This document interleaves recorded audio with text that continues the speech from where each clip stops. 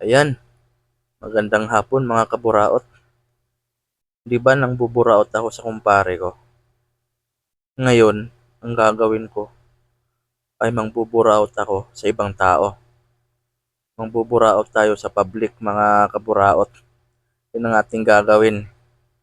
Kaya kailangan ko ng suporta nyo para makapangburaot ako. Pero ang gagawin ko na 'to na pangburaot ay hindi para sa akin, hindi para sa sarili ko. May gagawin akong maganda kaya gagawin ko 'tong content na 'to. Kaya kailangan ko ng tulong nyo. Kasi ang malikom ko sa pangbuburaot ko, kasi manghihingi ako ng 20, ₱5, ₱10, mga gano'n mga kaburaot. Ay iipunin ko yon, pamimigay natin dito sa Caloocan. Kasi may mga nakikita akong mga tao dito sa Caloocan, mga nanghihingi, nanglilimos, naaawa ko.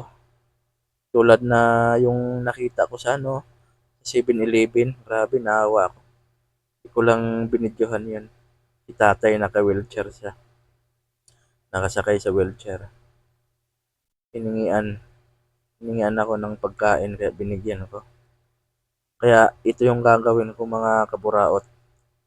Ang buburaot ako,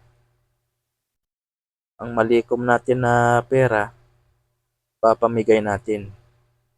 Kaya suportahan nyo ako mga kaburaot. Yun lamang po.